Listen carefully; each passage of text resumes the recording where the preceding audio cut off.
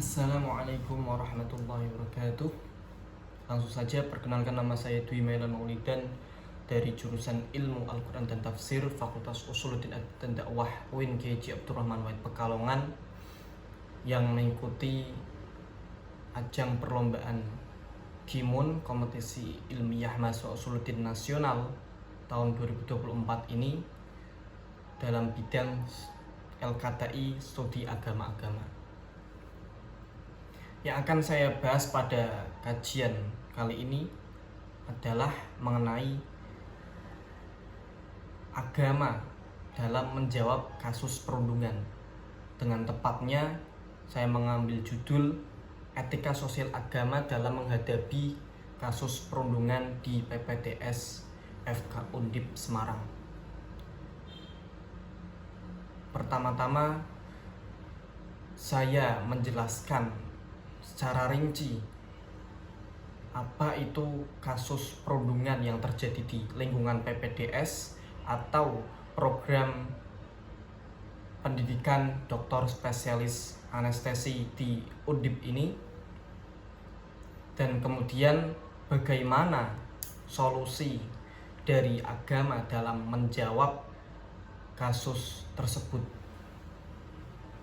Pertama-tama, saya memaparkan dalam tulisan artikel saya itu terkait rincian dari berita yang berkembang atau yang beredar di media berita nasional maupun daerah dari mulai tanggal 12 Agustus 2024 dengan ditemukannya rekanita dokter ARL yang tewas di kamar indekosnya ditemukan oleh rekan sejawatnya pada tanggal 12 Agustus sekitar pukul 10 malam. Kemudian setelah itu perkembangan kasus semakin mencuat dengan redaksi berita yang berbeda-beda, dan kebanyakan dalam berita yang beredar itu dikatakan bahwa dokter ARL tersebut yang menjadi korban dugaan perundungan itu melakukan bunuh diri sehingga ia tewas karena tertekan atau akibat dari perundungan ataupun praktik-praktik yang membuat dirinya itu sangat-sangat depresi. Kemudian pada tanggal 4 September tepatnya, itu dari pihak keluarga korban mulai mengajukan laporan dugaan perundungan di lingkungan PPDS Fakultas Kesehatan Undip dan Rumah Sakit Umum Pusat Dr. Karyadi Semarang, itu di Polda Jawa Tengah. Kemudian setelah itu dari pihak lain, baik itu dari pihak Polda, kemudian dari pihak Undip, FK Undip atau Fakultas Kesehatan Undip, kemudian ada dari pihak Kemkes, Kementerian Kesehatan, itu menjawab awalnya dari pihak Kemkes langsung menindaklanjuti tentang dugaan itu, kemudian melakukan investigasi, dan dari pihak Kemkes itu mengambil kesimpulan bahwa terdapat praktik-praktik perundungan. Dengan cepat bertindak dari pihak Kemkes itu menghentikan laju kegiatan belajar mengajar di FK Undip, kemudian juga memberhentikan izin praktik salah satu pejabat dari FK Undip. Kemudian selain itu, awal dari perkembangan berita ini, dari pihak FK Undip menolak ataupun membantah bahwa ada dugaan praktik perundungan di lingkungan mereka. Tapi setelah berjalannya waktu, seminggu berselang itu kemudian akhirnya dari pihak FK Undip ini mengakui bahwa di lingkungannya itu terdapat praktik-praktik perundungan dalam berbagai bentuk, dalam berbagai tingkat, dan dalam berbagai derajat. Kemudian juga dari pihak RSUP Dr. Karyadi ini juga mengakui bahwa di lingkungannya juga terjadi praktik tersebut. Kemudian untuk menjawab problematika yang terjadi di dunia pendidikan PPDS ini, yang notabene dunia pendidikan adalah dunia yang seharusnya menghasilkan kader-kader yang intelek dan kemudian peduli sosial yang sangat tinggi daripada yang bukan lulusan pendidikan. Akan tapi ketika kita melihat berita semacam ini, itu mengeluarkan ataupun berpandangan, masyarakat luas itu berpandangan bahwa dunia pendidikan juga tidak bisa menjadi solusi dari apa yang dipermasalahkan selama ini, yakni praktik perundungan ataupun pungutan atau iuran-iuran yang tak resmi. Kemudian saya menjelaskan dari berbagai perspektif agama dalam menanggapi kasus ini itu dengan kacamata etika sosial.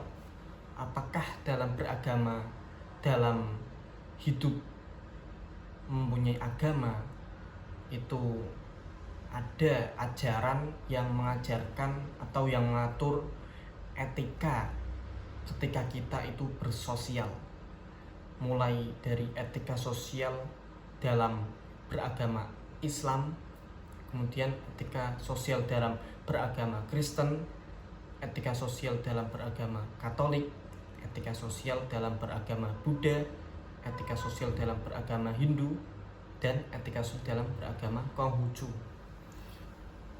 Dari kesimpulan yang saya dapat bahwa seluruh agama tersebut yang berjumlah 6 yang diakui negara sebagai agama resmi negara itu semuanya mengajarkan bahwa ketika kita bersosial harus memakai etika, dan etika itu poin pentingnya adalah menjunjung kemanusiaan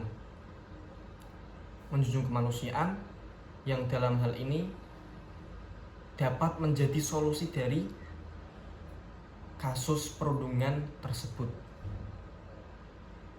yang mana poin kemanusiaan tersebut adalah dengan tidak merendahkan orang lain, kemudian dalam pengucapan atau dalam bercengkrama dengan orang lain itu harus kita menjaga etika ataupun adab, dan tidak boleh ada iuran ataupun pungutan yang memberatkan, yang sifatnya memberatkan dan tidak ada transparansi.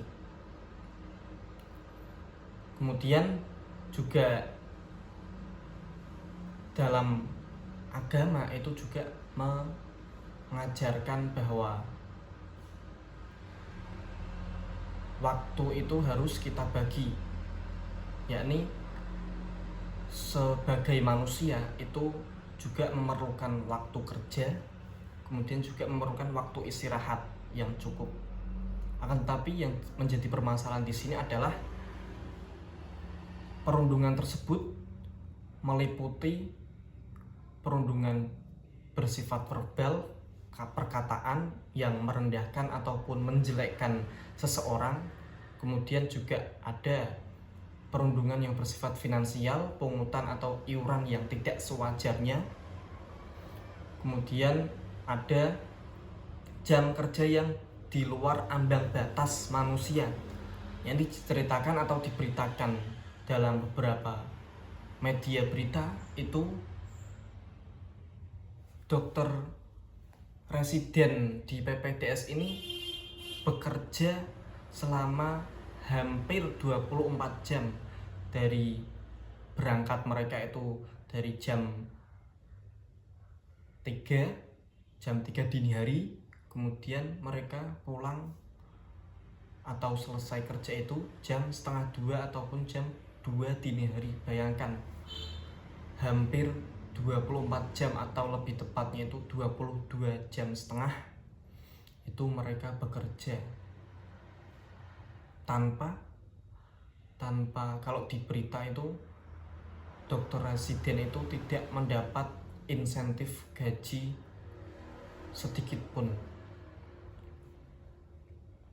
Kemudian itulah yang perlu diatur. Berarti solusi yang didapatkan adalah perlunya penguatan nilai religi pada setiap anak didik kita. Religiusnya itu harus ditekankan, yakni dengan memegang prinsip kemanusiaan pada setiap agamanya, dengan tidak atau menghindari perkataan-perkataan yang merendahkan, menjelekkan orang lain, kemudian juga memberatkan orang lain, kemudian juga sistem kerjanya itu harus lebih teratur, harus lebih sistematis, dan bisa menggunakan sistem shift atau gantian agar tidak terjadi kelelahan dalam bekerja. Kalau dilihat itu manusia itu disamakan dengan robot ya, tidak memiliki lelah. Itu yang perlu dibenahi, yakni ada komite khusus yang menangani religiusitas dari peserta didik. Perlu adanya pengarahan, kemudian adanya pembagian waktu kerja yang wajar, kemudian juga iurannya itu harus, ketika mau diadakan iuran yang di luar ketentuan itu ya seharusnya ada transparansi dan